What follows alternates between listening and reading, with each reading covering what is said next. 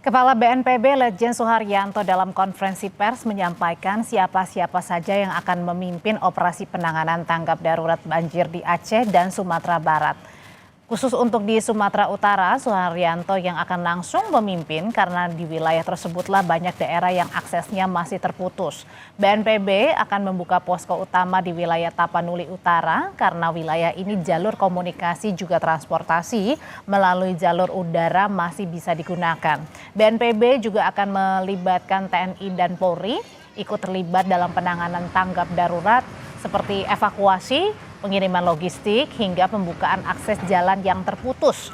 Dan prioritas utama adalah memulihkan jalur transportasi agar pengiriman logistik bisa cepat tersalurkan kepada seluruh korban banjir.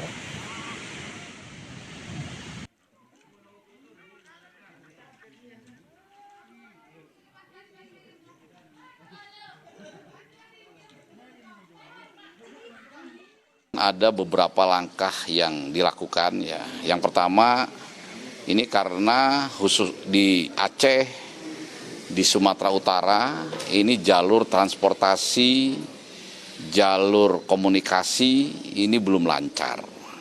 Sehingga itu dulu yang harus dipastikan bisa kembali normal. Yang pertama adalah jalur-jalur transportasi darat ini masih banyak yang tertutup oleh bencana longsor. Contoh misalnya kita sekarang ada di Tarutung untuk menuju ke bawah, ke selatan, ya, ke Tapanuli Tengah belum bisa.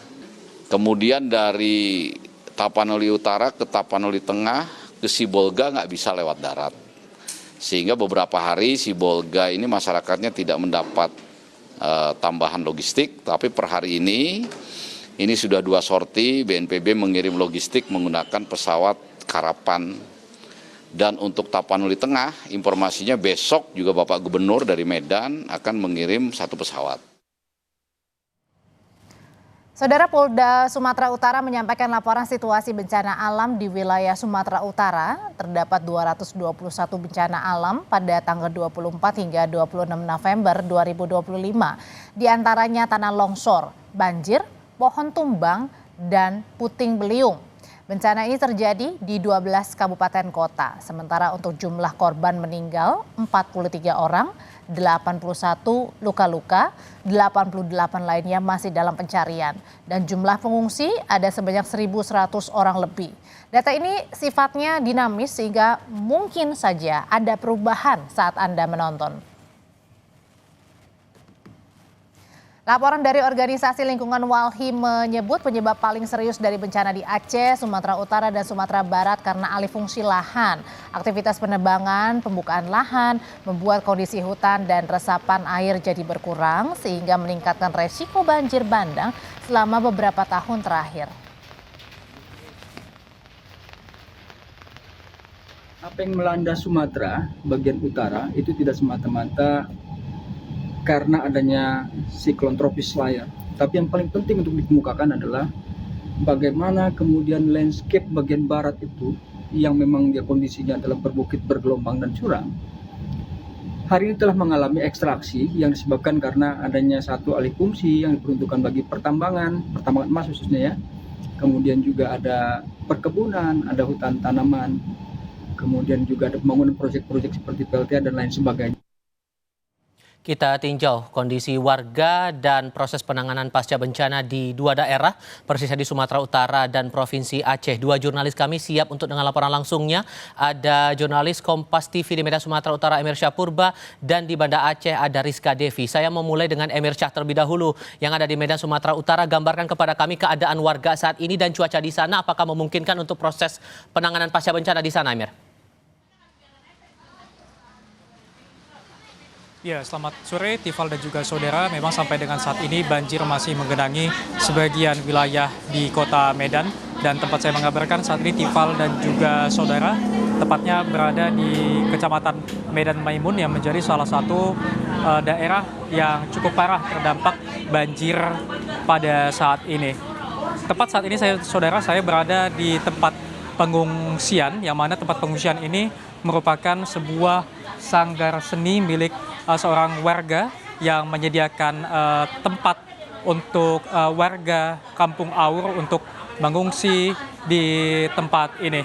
Adapun saudara, Kampung Aur merupakan salah satu wilayah yang terdampak cukup parah karena memang berada tepat di samping aliran Sungai Deli. Pantauan kami tadi saudara, air sampai dengan sore hari ini masih cukup tinggi, berkisar antara 2 sampai 3 meter. Untuk di Kampung Aur sendiri saudara, bangunan 2 lantai saat ini hanya bisa terlihat di bagian lantai keduanya saja. Artinya pada sore hari ini belum tampak penurunan debit air yang terjadi di lokasi ini. Juga Tifal dan juga saudara, selain di Kampung Aur Kota Medan ataupun di Kecamatan Medan Maimun ini, banjir juga menggenangi sejumlah wilayah lainnya seperti di Kecamatan Medan Selayang dan juga di daerah Sunggal, yang mana banjir ini merendam rumah-rumah warga dengan ketinggian bervariasi antara 1 hingga 2 meter. Selain itu banjir juga memutus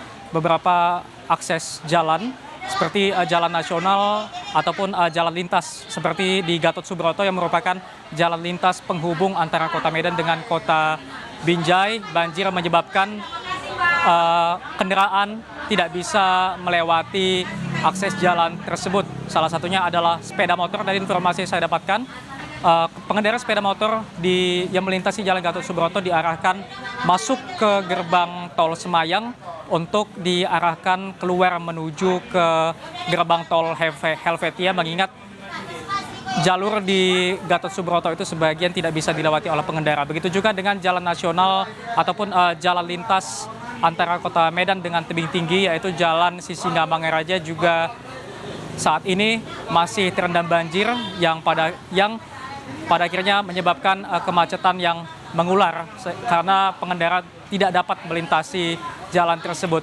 Kembali ke kondisi di pengungsian saat ini saudara, ini merupakan warga-warga dari Kampung Aur yang dapat saya informasikan saat ini tepat berada di sisi kanan saya, merupakan aliran Sungai Deli, dan di seberangnya adalah Kampung Aur yang terdampak cukup parah akibat banjir saat ini.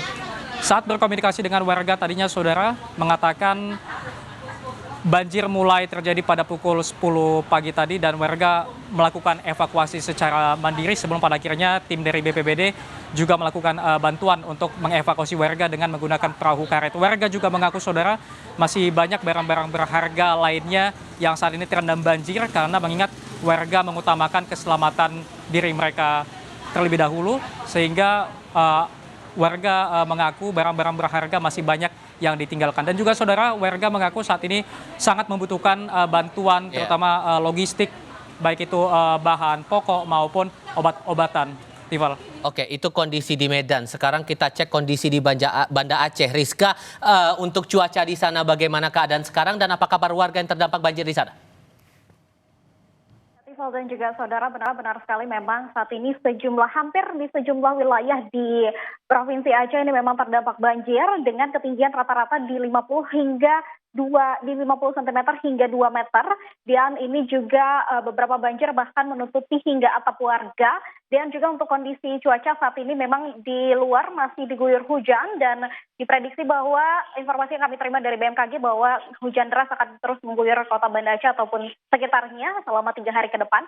Dan juga ini saat ini memang dari pemerintah setempat, dari Gubernur Aceh ini sudah mengeluarkan penetapan untuk tanggap darurat bencana tentunya untuk 14 hari ke depan. Dan juga saat ini memang dari Gubernur Aceh sudah mengupayakan bantuan untuk helikopter dan juga dari Polda Aceh ini untuk bantuan logistik dan juga bantuan lainnya, karena mengingat memang akses jalan yang terputus di beberapa wilayah tentunya, dan ini adalah salah satunya adalah wilayah yang menghubungkan dari Banda Aceh dan juga Medan. Ini banyak jembatan lintas nasional yang memang ikut terputus. Salah satunya adalah jembatan yang terletak di Pidi Jaya, tepatnya di Berdu, yang menghubungkan Pidi dan juga Pidi Jaya. Sementara di Tepin Mane juga ada jembatan yang menghubungkan antara Benar Meriah dan juga Aceh Tengah. Dan juga ada beberapa jembatan lainnya yang memang berada di Jalan Medan Banda Aceh yang masih dalam status rawan, dikarenakan memang debit air yang terus meningkat di kawasan lintas tersebut. Sementara juga saat ini kalau kita lihat memang ada beberapa daerah yang ikut terisolir begitu, tentunya ini terhadap daerah-daerah yang memang termasuk ke dalam pedalaman di Aceh Tamiang, contohnya Langsa, Biren, dan juga Aceh Utara dan Lok Sumawe. Ini dikarenakan memang akses jembatan tadi yang sempat terputus dan juga sampai sekarang masih diupayakan untuk penanganan seperti apa dari tim gabungannya. Kemudian juga karena salah satu faktor utamanya adalah komunikasi, dikarenakan memang saat ini di Kota Banda Aceh dan juga sekitarnya dan tentunya di Provinsi Aceh ini memang sudah 2 hari sejak Rabu pagi kemarin listriknya juga ikut padam, lumpuh total, dan juga untuk jaringan seluler susah untuk berkomunikasi, dan itu yang menjadi faktor utama kendala untuk dapat mendapatkan informasi. Dan juga salah satunya yang dapat kami informasikan saat ini juga salah satu jurnalis dari Kompas TV masih menunggu dari kabar dari keluarga yang tidak bisa dihubungi di daerah yang memang tergolong parah, dan juga sementara ini untuk penyaluran logistik saat ini memang sudah dilakukan untuk penyaluran logistik masa panik begitu terkait dengan penyaluran sembako dan juga lainnya. Sementara untuk titik pengungsian ini masih dihimbau agar warga tetap berada di tempat-tempat yang tinggi, dan juga beberapa titik lokasi pengungsian saat ini ada di tempat-tempat ibadah, dan juga dihimbau agar masyarakat terus berada di tempat-tempat yang tentunya aman. Tifal. Rizka Devi melaporkan langsung dari Banda Aceh. Sebelumnya Amir Syahpurba melaporkan langsung dari Medan, Sumatera Utara. Teman-teman, terima kasih.